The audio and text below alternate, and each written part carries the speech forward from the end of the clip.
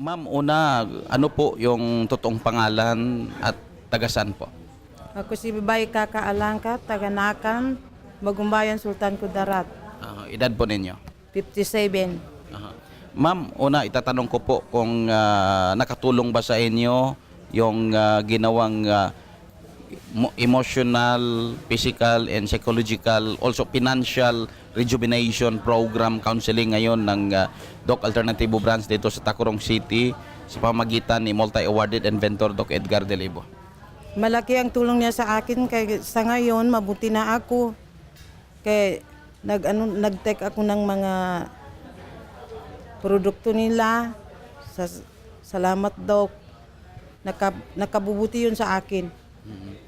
Noon, high blood ako, may diabetes, arthritis, at saka yung kidney ko. Ngayon, wala na. Dahil sa Doc Alternativo, mga produkto nila.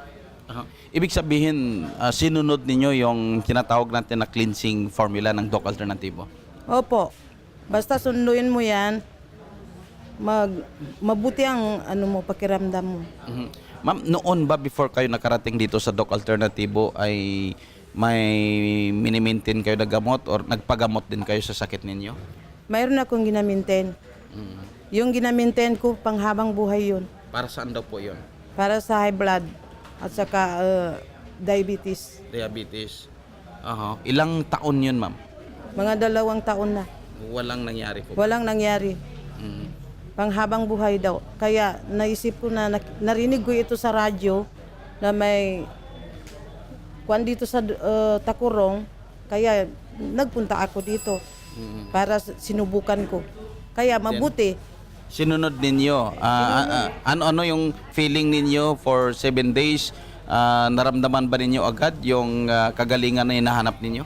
Una-una, nag-cleansing ako. Na 7 days yun. Wala akong kinain. Then, Tapos, sinunod ko lahat. Tapos, pagkatapos ko ng 7 days, may pakiramdam ako na bumuti ang pakiramdam ko. bumuti yung pakiramdam ninyo? Oo, opo. Feeling magaan yung katawan ninyo? Opo. Magaan na ang katawan ko. Yung iniinda ninyong sakit na sinasabi ninyo, nawala ba yon? Sa ngayon, wala na. May garden na ako. Makatrabaho na ako. Ganyan. Mabuti Ibig sabihin, na ako. nagagarden na kayo, makapagtrabaho na sa bahay? Opo, marami akong garden kaya ang ginakain ko yung mga gulay. Tapos hindi na ako makabili kaya nagtanim na ako. Kaya maano na ang katawan ko. Hindi na ako mahilo. Wala na akong high blood at saka diabetes, arthritis, wala na. So yung mga iniinda ninyo, totally nawala na talaga? Nawala na talaga. Ma'am, pag sinabi nating totally nawala na talaga, iniisip ng karamihan baka ito'y binabayaran. Anong masabi ninyo? Kung iniisip mo ang bayaran ito, hindi ito bayaran. Basta gumagaling talaga kayo. Basta sunduin nyo yung mga nila, gagaling ka. Kaya ako, ngayon mabuti na ako. Sa mga nakikinig sa atin at nanonood sa atin, ano po ang mensahe ninyo para sa kanila, lalo na doon sa mga may sakit? Kung nakikinig man kayo, kung may mga sakit kayo, magtiwala kayo kay ako, mabuti na ako.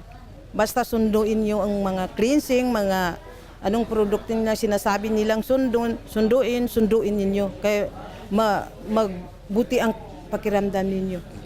Doon sa mga hindi nakadalo ng rejuvenation program, ano naman po ang masasabi ninyo?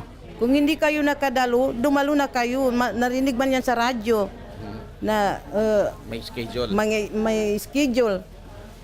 Basta pakinggan ninyo ang radyo, makinig kayo kay diyan nagaano ang lahat-lahat. Ngayon, ano po ang natutunan ninyo sa buong 3 oras na seminar? Nakatulong ba sa sarili ninyo para lalong bumuti yung katawan ninyo, malakas at may bahagi nyo ba to sa pamilya ninyo? Marami akong natutunan sa programang ito. Pati yung mga mister ko, mga anak ko, nakabubuti ito. Hindi ba nasayang yung binayad ninyo na registration fee na worth 500 pesos? Ay hindi yun nasayang. Kahit kahit 1,000 pa, hindi yan masayang. Sa pakikinig Sa pakikinig lang sa seminar. Bakit po, ma'am? Kaya napakaganda ang mga sinasabi ng yung si doktor. Marami kayong matutunan. Ma'am, again, maraming salamat po at sa mga nakikinig sa atin, ano po ulit yung pangalan, taga saan at edad po ninyo? Ako si Baykaka Langkat, taga-Nakan, Bagumbayan, Sultan Kudarat, 57 years old. Yun lang, salamat salamat Doc. Kaya nagbuti ako dahil sa kanila. Nakapagtrabaho na kayo? Nakapagtrabaho na, nakagardin na. Yun, Wala nang sakit? wala nang sakit. Sumiksip pa at bumata? Sexy pa ako, kaya pumayat ako. Ma'am, again, congratulations po sa inyo. Salamat.